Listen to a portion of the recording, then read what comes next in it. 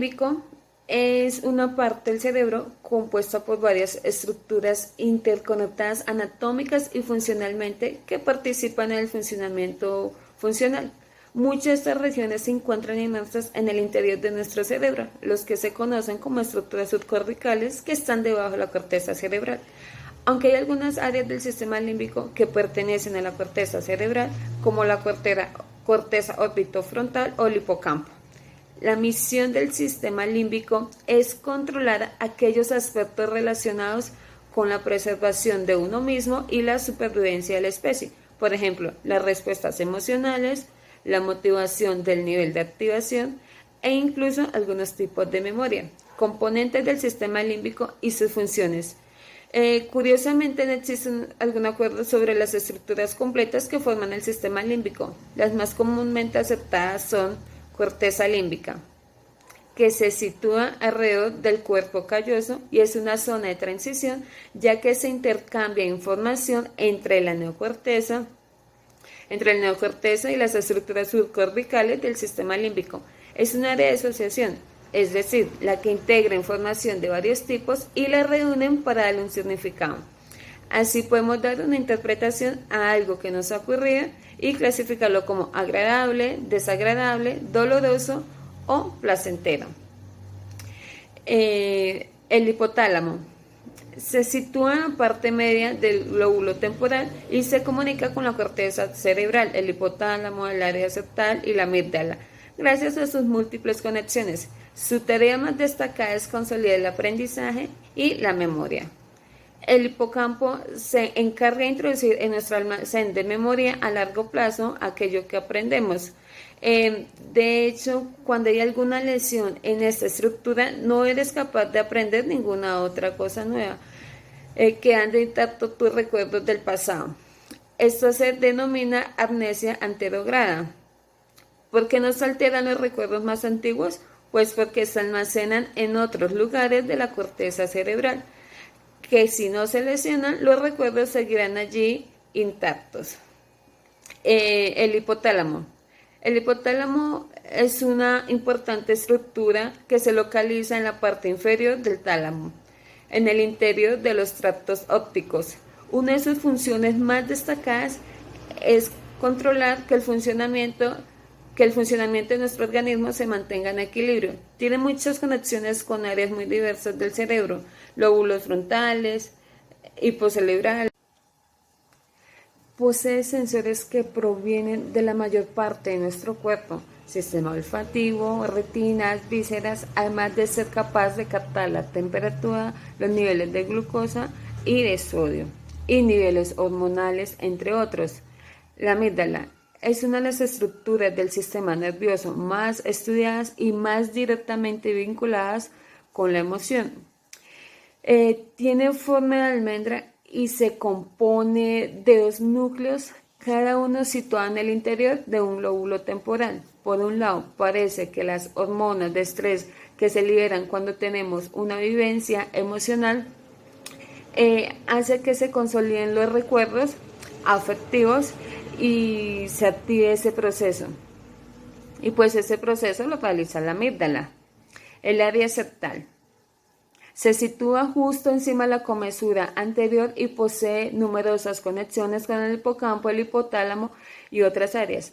Parece que se encarga de inhibir el sistema límbico y el nivel de alerta cuando se ha sobreactivado por alguna falsa alarma. Gracias a esta regulación, el individuo será capaz de mantener su atención y su memoria y estará listo para corresponder correctamente a las demás demandas del entorno.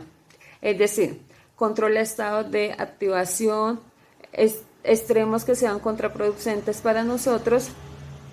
Los núcleos septales.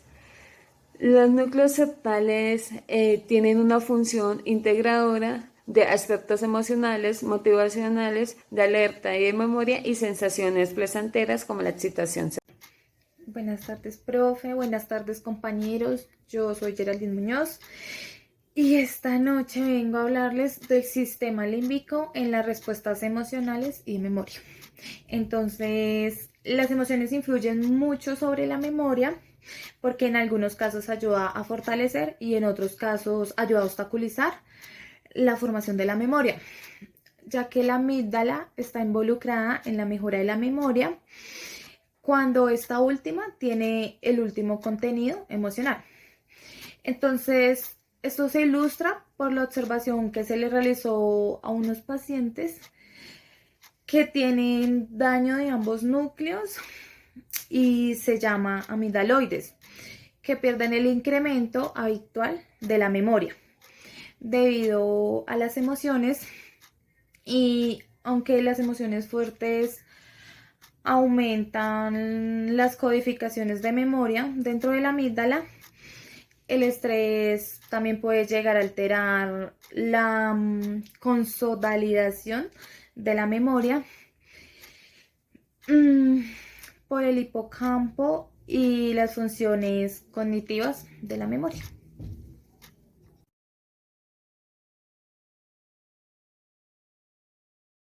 Bueno, compañeros, entonces continuamos con el sistema límbico en la emoción.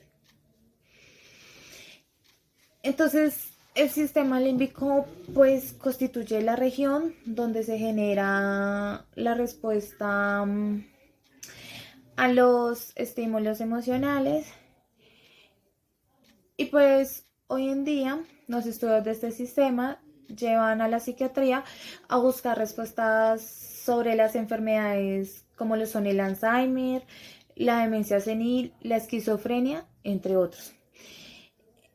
Entonces, pues son muchas las emociones que nosotros los seres humanos podemos experimentar y pues como tal estas las clasifican o las llaman emociones primarias. Entonces las emociones primarias son el miedo, la ira, la alegría, tristeza, sorpresa, pues que van acompañados de unos factores de conducta. Entonces, pues son como unas respuestas faciales y motoras. Entonces también hay otras emociones que se clasifican y se llaman emociones secundarias. Estas pues ya son como más relacionadas como a la envidia, a la vergüenza, a la culpa, a la calma, la depresión, etcétera. Muchas más. Entonces estas tienen un componente cognitivo muy alto que van siempre asociadas a las relaciones interpersonales. Bueno, entonces vamos con las estructuras de la corteza frontal junto al sistema límbico. Entonces, pues estas son las que procesan los estímulos emocionales y los integran a las funciones cerebrales complejas, pues las cuales incluyen decisiones racionales, expresiones, juicios morales o interpretaciones, entre otras. Entendiéndose estos, pues como los últimos casos mentales que afirman o niegan el valor moral frente a una situación o a un comportamiento. Entonces estas estructuras neuroanatómicas están clasificadas por 12. Entonces, pues se denominan con los siguientes nombres: glóbulo temporal, cuerpo calloso, giro para hipocampal, círculo del cíngulo, corteza lipofrontal y áreas 10 y 11 y 47 de Brodmann, y la última es área septal. Bueno, compañeros, ahora les voy a hablar de las diferentes fases o etapas de la memoria. Entonces, pues la memoria ha sido clásicamente descrita como un sistema que procesa la información sensorial en diferentes fases o etapas íntimamente interrelacionadas al encodaje, al almacenamiento y a la recuperación. Entonces, pues el encodaje es el proceso mediante el cual una información de origen perceptivo es transformado en una representación más o menos estable y pues asociada a representación néficas y almacenadas. Entonces, por último, el almacenamiento, pues es el que guarda la información o la representación de diferentes modalidades, como lo son pues la verbal, la no verbal, episódica y la semántica. Buenas noches, hoy les voy a hablar del sistema límbico y la memoria a largo plazo. Como todos sabemos, el sistema límbico es un grupo de estructuras que están asociadas a la memoria y a los comportamientos emocionales. Por otro lado, la memoria a largo plazo está dividida en dos grupos. Bueno, estos dos grupos son la memoria implícita y la memoria explícita. La memoria explícita es la cual nos permite revocar episodios de la vida y la implícita es la memoria responsable, la que nos permite el poder aprender, recordar o generar nuevas estrategias cognitivas.